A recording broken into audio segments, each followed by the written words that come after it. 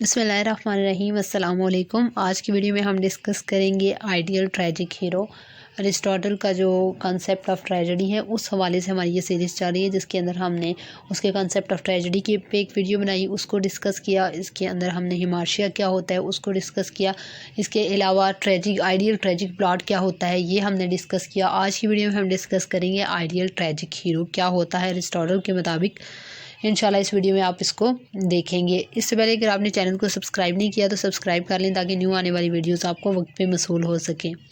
Ideal tragic hero के हवाले से सबसे पहले उसकी डेफिनेशन को जानना ज़रूरी है कि अरिस्टोटल के मुताबिक एक आइडियल ट्रेजिक हीरो होता क्या है। वो कहते हैं कि आइडियल ट्रेजिक हीरो वो शख्स होता है जो कि एक बहुत ही आला रॉयल्टी से ताल्लुक़ रखने वाला बंदा होता है, जिसका फ़ॉल होता है फ्रॉम प्रॉस्पेरिटी टू एडवर्सिटी, यानी कि वो ऊंचाई से नीचे आता है ज़मीन की तरफ, ज़मीनी हक़ाइक़ को जानता है वो।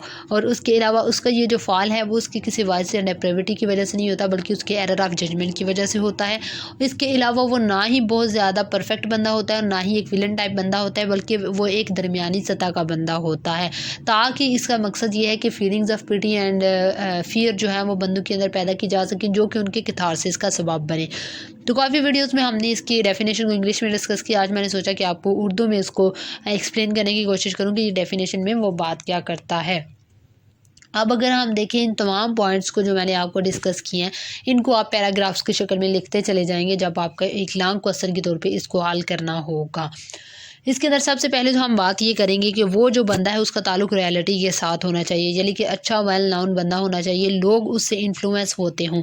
दूसरी बात वो ये करता है कि जी वो बंदा जो है वो गुड नहीं होना चाहिए बहुत ज़्यादा, जस्ट नहीं होना चाहिए बहुत ज़्यादा। क्योंकि जब हम पहले ही कह देते हैं कि ये परफेक्ट है, तो उससे जो एरर ऑफ जजमेंट होगा, उससे जब कोई हिमार्शिया का कॉन्सेप्ट पैदा होगा तो हम मानेंगे नहीं। हम कहेंगे भाई ये तो जस्ट बंदा था, ये तो बड़ा ही परफेक्ट बंदा था, तो इससे गलती कैसी हुई। तो वो जो एक गलती का इम्कान है वो ख़त्म हो जाता है उसके अंदर।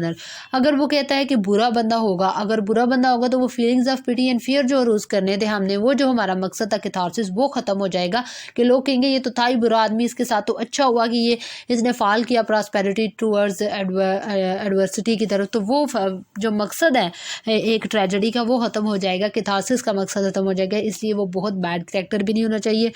तीसरे पैराग्राफ के अंदर हम डिस्कस इसके हवाले से करेंगे कि जो उससे एरर ऑफ जजमेंट होगा, जो उससे वाइस या कोई गुनाह नहीं होगा, लेकिन वो मॉरल फ्लॉ नहीं होगा उसका कुछ, लेकिन उससे जो नादानी में या कह सकते हैं अननोइंगली जो गलती होगी उसको हम कहेंगे एरर ऑफ जजमेंट। तो वो जो फीलिंग्स क्रिएट करेंगे वो पिटी एंड फेयर के इमोशंस होंगे।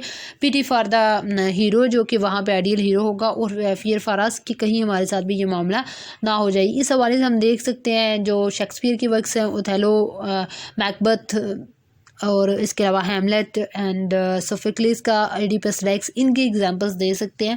साथ साथ जब हम एक एक चीज़ को डिस्कस करेंगे कि ये इस हवाले से इसके ऊपर पूरी उतरती हैं कि इनके अंदर एक रियलिटी से ताल्लुक़ रखने वाले बंदे को लिया गया, जिसका फॉल हुआ फ्रॉम प्रॉस्पेरिटी टू एडवर्सिटी, जो कि किसी एरर ऑफ जजमेंट की वजह से था। तो और उनका जो फॉल था, उनका जो डाउनफॉल था, वो उसने लोगों के अंदर एक होप का एलिमेंट जो है वो जगाया, और जो उनके कैथारसिस का सबब बना। तो ये इस हवाले से हम आइडियल ट्रेजिक हीरो के अंदर डिस्कस करेंगे। इसके अलावा अभी इसकी डेफिनेशन को एक दफ़ा फिर मैं आपको बता देती हूँ, ताकि अगर शॉर्ट क्वेश्चन में आ जाए तो आप इसकी डेफिनेशन को लिखने के काबिल हो सकें।